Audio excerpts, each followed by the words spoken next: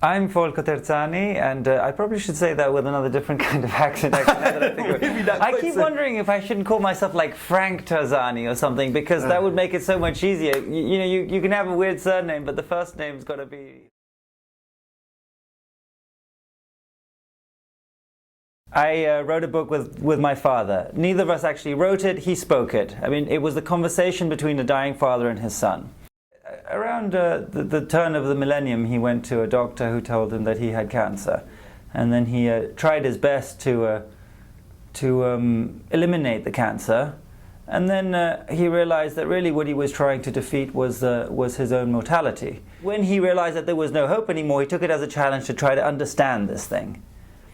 And he really changed, he totally shifted his base. I mean, whereas before it was about lots of people and lots of things and lots of information, it then became about solitude and isolation and silence. He wrote a letter to me saying, I'm about to die, but there's one thing I'd like to do before I die, and that's talk to you and see if together we can figure out if this life had any sense. You know, they say that in the last moments of your life, you see the whole of your life in a flash. In a few seconds, the whole of your life goes before your eyes. Well, he had the opportunity to do this over 3 months. So to go over the whole of his life over 3 months, to have seen with his own eyes some of the major events of the century, and then he had moved on to thinking, well, I'm not interested in writing about what the events of every day anymore, the journalism, you know, the report of the day, but I'm interested in the bigger cycles.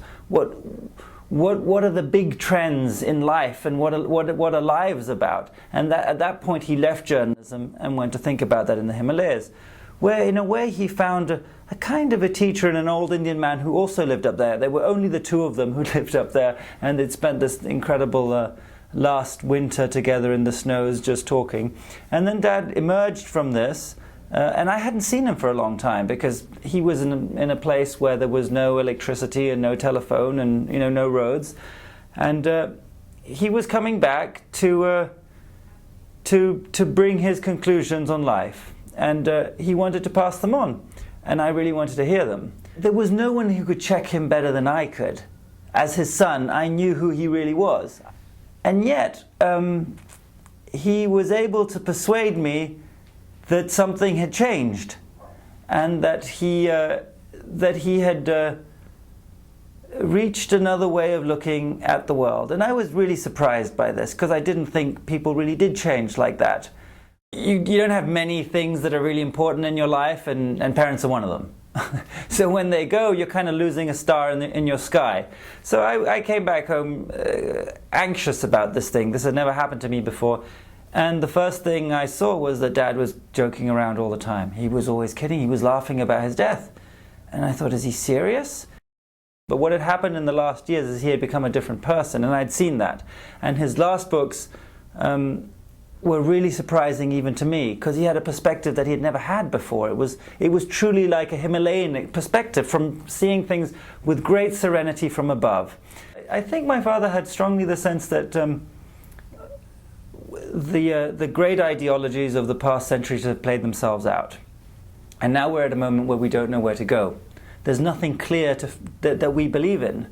We might pretend to, but that we don't. We're not even sure we're good anymore, that what we do is right anymore. And so how are we going to find again the values of our society? Well, this was a beginning. This was, let's start again. Let's discuss the sense of life and the pattern of life, and we'll discuss that by discussing death. That's where it begins. And he had, he looked pretty weird. He'd grown his big white beard and long white hair, because he called that his revenge against chemotherapy. He had never had a big beard, but because chemotherapy had eliminated all his hair, his revenge was that when it grew again, he just let it grow.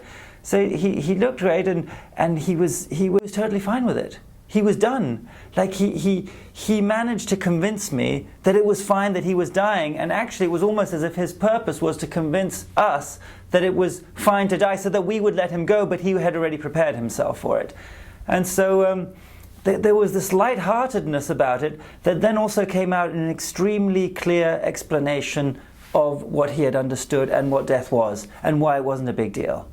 And the sense that the whole world is a cemetery. You know, we think cemeteries are sort of sad places where everyone goes to mourn. He says, look at the world is a cemetery. Everything's died and grows out of the earth again. And look how wonderful it is. The elephants run across it and the little ants scurry on it. And this is a cemetery. And so if I go down, it'll come out again. And and so I looked at this and I was going like, well, that may be, but I mean, he's always been a good journalist and a good storyteller, so he's explaining this to me extremely clearly, but will he be able to live it?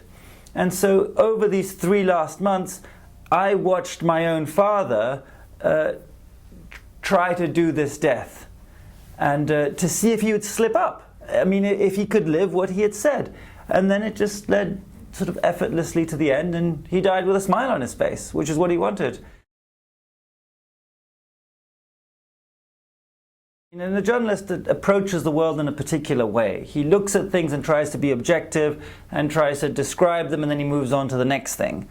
I was never like that. I was always different from him. I in a way, was always interested in spiritual things. So he would always say, watch out, don't jump into the soup, just look at it and describe it. But I would just, if something really hit me, I would just want to go in. So once I read an article that he had written about Mother Teresa. He had met Mother Teresa and he wrote an article which I thought it was a great article. So I thought, well, I want to meet her too. So I went over to Calcutta and I ended up staying almost a year. I worked in the home for the dying in Calcutta and did something very different from what I used to do. I mean, I used to read books, and there I was tending to dying people every day. And in a way, I think maybe that's where for me this whole journey started, because I began to realize that Mother Teresa's way of teaching was probably to get these, wealthy young foreigners and send them to clean the bodies of dying Indian beggars on the street. And this juxtaposition between the wealth and the poverty and the life and the death recreated your sense of values. And for me, it was the strongest moment of my life, experience of my life. And I realized that the biggest teaching lay in the moment between life and death. Because the minute you asked yourself what that death was about, you were basically asking yourself about the values of how to live. In some weird way, which wasn't mystical because he didn't use that language, but he seemed to have really understood that he was part of everything that was around him. And the most moving bit, I think, of all were his last words. I mean, at one point he just said, I want to speak. And I just recorded these last strange words of how he didn't see any separation between himself and the world anymore. He said, I used to see myself as separate.